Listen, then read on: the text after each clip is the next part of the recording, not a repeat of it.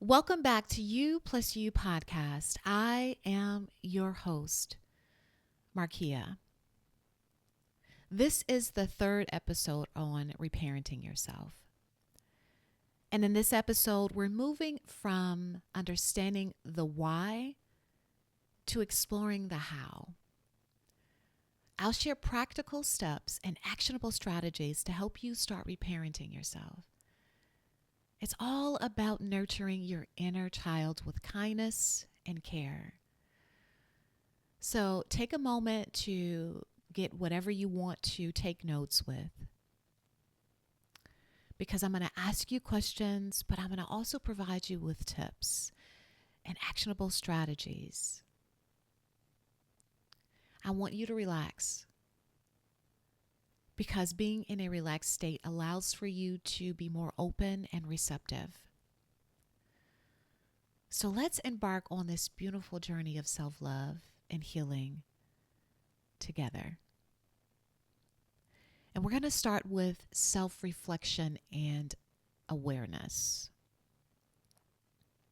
Start by reflecting on your inner child experiences and identify any unmet needs or wounds.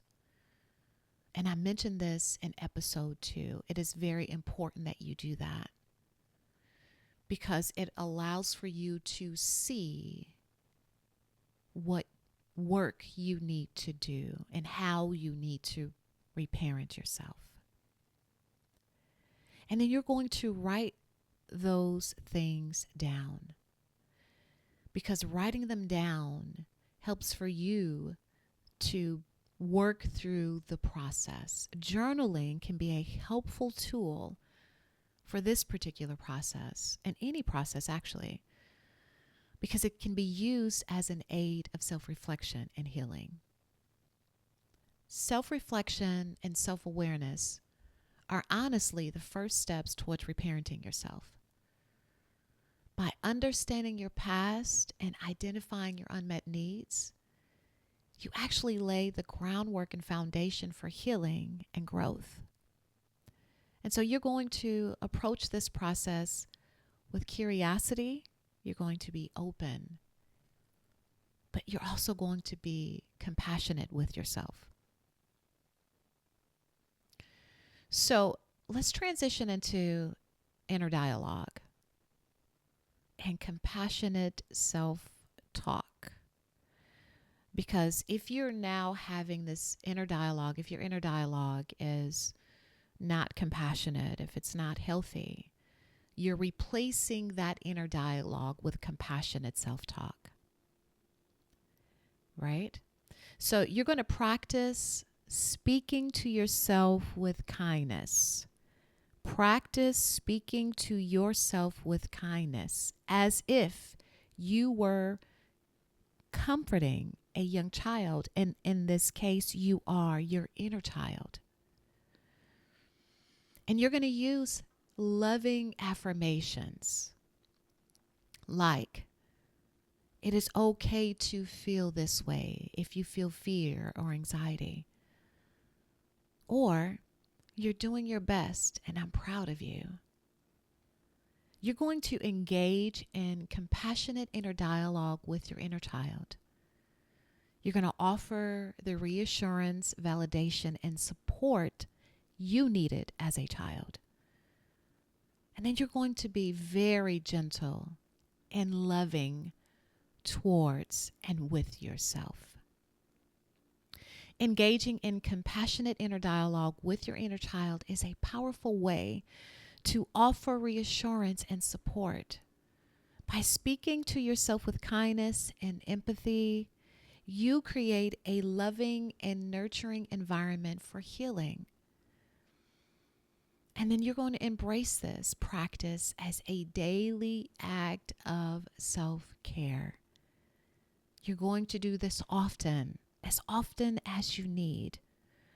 This technique counteracts the harsh inner critic and fosters a nurturing inner dialogue. Self-care ritual. What is your self-care ritual? Do you even have a self-care ritual? How do you currently care for yourself? Think about that. Think about that. Because what you want to do is you want to create a self-care ritual that prioritizes your physical, emotional, mental, and spiritual well-being, your entire well-being. And then you're going to develop this routine that mimics comforting parental actions. All right? What are some comforting parental actions that you would have wanted as a child? Here are a few examples. Wrapping yourself in a cozy blanket when you feel overwhelmed. Right? Even hugging yourself. That's a way of comforting yourself when you're overwhelmed or anxious. Preparing your favorite meal. What is your favorite meal? What was your favorite meal as a child? Right? And then in this case, as an adult, think about it from a very nourishing way for your body, because preparing healthy meals, that's a way of nurturing and nourishing yourself. And then you're going to prepare that particular meal or those meals with care as a way of nourishing your body. Have you ever thought about even reading a bedtime story to yourself? Right? Think about that. Because reading a bedtime story to yourself, that can create a sense of safety. Another tip is to make your home a safe haven, an oasis. What's your favorite color? Do you love plants? Think about how you would want your home to be. Safe, clean, organized, quiet, calming, right? Self-care activities, even like meditation, quieting your inner self, prayer, exercise, hobbies. When you think about a hobby, what did you do as a kid? Did you ride your bike? Could be a hobby. It could exercise, right? Coloring, painting, playing a musical instrument, right? I actually loved bicycling, so I cycle now. I have a mountain bike. I have a road bike. I love hiking and fishing. Those are all calming to me. And not only are they hobbies, but they are also exercise, right? The other thing that I do like to do to tap into my creativeness is to write poetry, sing. I write music, poetry. I love painting, things like that. And that speaks to the inner child, my inner child. Guided inner child meditation. Now that may be something very brand new to you, right? And so what that means is you use meditation specifically designed to connect with your inner child. And these practices use visualization and meeting your younger self and then offering your younger self love, reassurance, support. Again, it's about going inward, using your imagination, meeting your inner child. What does that look like? Prioritizing self-care is essential in your reparenting journey by creating routines that nurture your physical, emotional, and mental, as well as your spiritual well-being. Remember, it's about your entire well-being. You honor your inner child's needs. Remember, self-care is not selfish. It is a vital part of your healing process. It is a vital part of just being a healthy human being. Journaling your inner child's voice. And you're like, what does that even mean? Well, it's about writing a letter to your inner child. What would that letter read? What would it sound like? Or even writing a letter from your inner child, maybe even to your parent. What would that sound like? Let your inner child express their feelings, fears, and needs without limitation. It's about being very open and honest and transparent about how you feel. And then when you write that letter, either to yourself or from yourself, right? Respond to those letters. And maybe it's about you writing a dialogue back and forth. And if that's the case, respond to those letters as the loving and understanding parent you needed, reassuring and validating those emotions. So it could just be you saying, "Dear Markia," and then allowing that to flow. When I was 7 years old, I experienced this traumatic experience. This is how it made me feel. I felt unprotected, unsafe. There was a lot of fears. It brought up anxieties. I felt this, I felt that. And then respond back to that saying, "Dear Markia, I am so sorry I was not there to protect you. I'm so sorry that I allowed that to happen. I'm so sorry that I did not show up as I needed to show up to parent you as I should have. Please forgive me. Know that I really did love you. I just didn't know how to fully do that because I didn't know how to do that for myself." And you see that dialogue back and forth helps for you to be able to get things out and be open and honest. And that's also a way of healing yourself. Journaling your inner child's voice, allowing that inner child to be fully expressive, however that may be. Another tip could be mirror work, meaning you stand in front of a mirror and you look into your own eyes and say loving phrases like, "You are loved. You are safe. I am here for you." The way I do it is when I do my mirror work, I look at myself in the mirror and say, "Markia, I love you. You are a magnificent woman. You are precious. You are kind. You are compassionate. You are gentle. You are warm. I love how authentic you are." And I just do that dialogue with myself. And I literally look deep into my eyes. And guess what? When I first began this, it was extremely emotional to face myself in the mirror. But as time progressed, I got a bit more comfortable. And there's some times where it's still a bit emotional, especially when I am literally in need of hearing those loving phrases, depending on what's going on in my life. And doing this literally builds self-connection. It helps to create a foundation of trust with yourself. I want to ask you, how often do you celebrate your progress? That is very important as well. So regularly acknowledging where you are, even if it's small steps in your healing journey. Acknowledge those steps. Acknowledge where you are. Acknowledge the progress. Because this reinforces the message that you are seen. You're seeing yourself. You're valuing yourself. You are appreciating yourself when you celebrate yourself.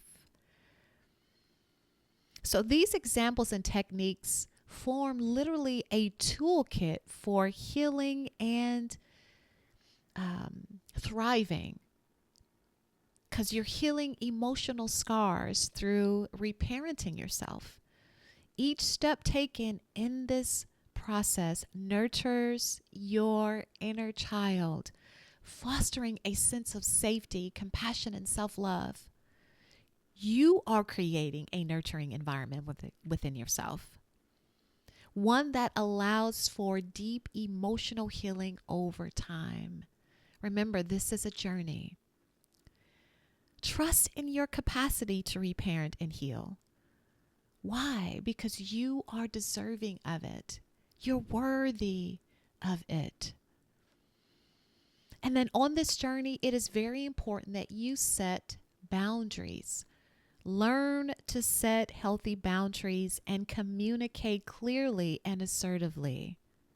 Be firm about your journey, serious about it.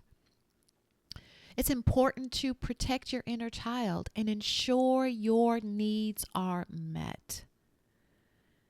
Lovingly protect yourself. How would you have wanted to be protected when you were a child? Lovingly do that for yourself now. Because setting healthy boundaries and communicating assertively and clearly are crucial steps in reparenting yourself. By protecting your inner child and ensuring your needs are met, you empower yourself. And then you're cultivating self-respect. You're honoring yourself. You're honoring your needs. Embrace this practice with confidence and clarity. If you need to seek support on this journey, it is okay. Consider seeking support from a therapist or a counselor who specializes in inner child work. Do your research around it so that you can find the individual that will work best for you. There are benefits to professional guidance. There are benefits to tools for reparenting, your reparenting journey. If you have a great support system of trusted family and friends, that is amazing. A lot of us didn't have that support. So we will typically have to do this journey alone, and that's okay too. But if you do have friends and family who can provide the encouragement and understanding, utilize them while you're on this reparenting journey. Or if you are saying, I would rather support myself because I need that right now, I need to show up for myself fully, it is okay that you support yourself. And do this by writing out the needs of your inner child. I stated that in a previous episode. I stated that earlier in this episode. Write those needs out. And then you fulfill them. You become and be the best self-parent as you need, as you desire. Remember, this is your journey. And so you're going to do this journey how you feel is best for you. And if you decide that seeking support professionally and building a strong support system, if that is what you need, do that. Because listen, that's invaluable. That is very invaluable. By reaching out for guidance and then surrounding yourself with understanding individuals, you create a network of love and encouragement. And if you choose to do it alone, that is okay too. I'm so very grateful that you've joined me on today's episode. And the fact that you allowed for me to provide you with practical ways to reparent yourself. It's not always easy to take the first steps. It's not always easy to even acknowledge the fact that you need reparenting. But you are showing up for yourself, and that takes incredible courage and strength because you're choosing to care for your inner child. You're choosing to go through the steps of healing. You are choosing to show up for yourself. And while you're making this choice, remember to be very gentle with yourself as you practice these new habits, be gentle with yourself and know that progress, again, no matter how slow or small, is still progress. Celebrate the small steps. Remember, you are worthy of love, care, nurturing, and healing. And so until next time, I need for you to stay kind to yourself. And remember that you are never alone on this journey. Remember, it is you plus you equals you. You are always the common denominator in your life. And I pray that these practical tips on reparenting yourself begins a beautiful and remarkable journey. Until next Thursday, I am your host, Markia. This is You Plus You podcast. Be blessed.